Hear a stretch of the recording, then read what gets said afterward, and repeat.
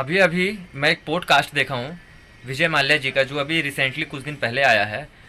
उसमें एक सवाल था कि आपने कितना कर्ज लिया और आपने क्यों नहीं चुकाया। तो उन्होंने बताया कि मैं जितना कर्ज लिया था मैक्सिमम 6,000 करोड़ के प्लस, उसका 2.5 गुना लौटा चुका हूँ, मतलब 14,000 करोड़ के प्लस। जब वो पैसा लौटा चुके हैं तो फिर ये क्यों कहा जाता है कि इतने करोड़ रुपए माल्या जी लेकर भाग गए। इस सवाल का जवाब इस वीडियो में है। पूरा एंड तक देखें, मजा आएगा। विजय माल्या सर, अपने इनिशियल डेज के बारे में बताइए। Oh Kuldeep, it was a great time.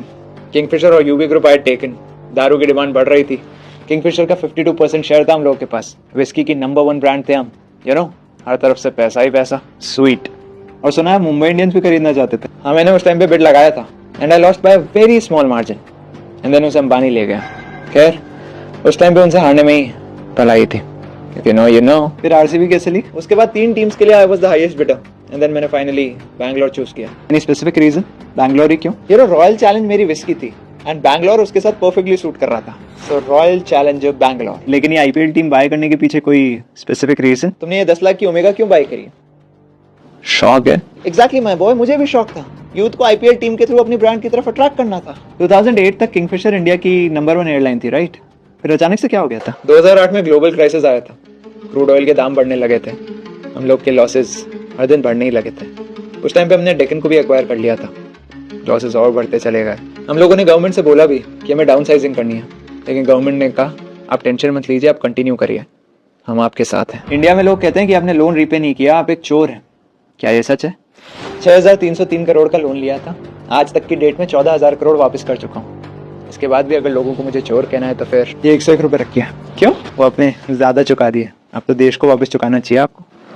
लेकिन एक बात बताइए, एम्प्लॉयज की सैलरी क्यों नहीं दी इतने टाइम तक? देना चाहता था, लेकिन कोर्ट्स ने बैंक के कहने पे स्टे लगा दिया।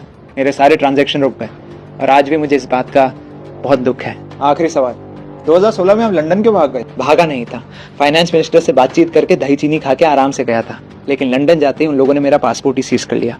मैंने बहुत बार इंडिया आने की कोशिश करी, सेटलमेंट करने की कोशिश करी, लेकिन ना तो मुझे इंडिया आने दिया गया और ना ही सेटलमेंट करने दिया गया।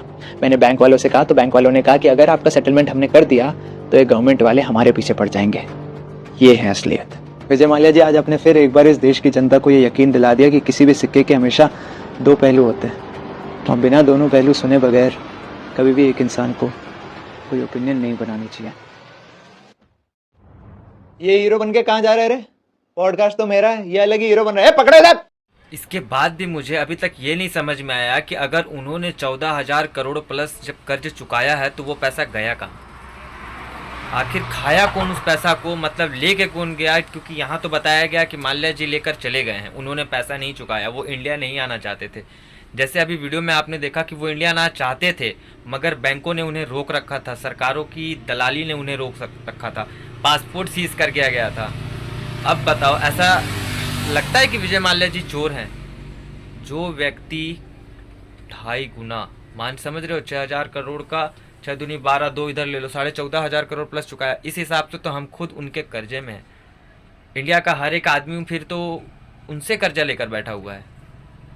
ऐसे आदमी को चोर बोलते लगता है। अगर ये पॉडकास्ट ना हुआ होता तो ये सच्चाई तो हमें पता ही नहीं चलती कि इंडिया के अंदर इतनी बड़ी भी धांधली चल रही है।